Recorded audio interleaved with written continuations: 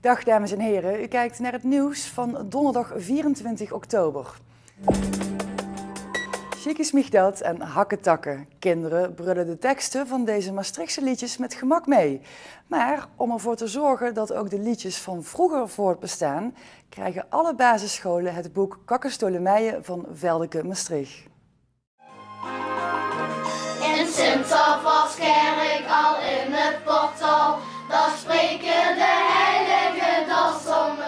Kakkestolemije is een geïllustreerd boek met bijna 60 Maastrichtse kinderliedjes. Bij het boek hoort een cd waarop alle liedjes uit het boek te beluisteren zijn. Verder is er een tweede instrumentale karaoke-cd bijgevoegd om zelf mee te zingen.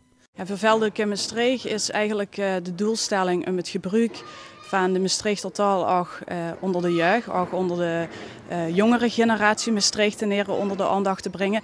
En dat doen we eigenlijk met Kakkestolemije. Vandaag werden de eerste exemplaren voor de basisscholen overhandigd. En het enthousiasme voor het boek is ook op de scholen goed te noemen. We doen heel veel met taal, Nederlands, maar ook Engels en Frans krijgen de kinderen op school. Maar als dan Maastrichter taal ook aan de beurt komt, ja, dan vinden we dat natuurlijk chic door middel van die oude liedjes weer nieuw leven in te blozen. En tot zover het nieuws en de achtergrondreportage van vandaag.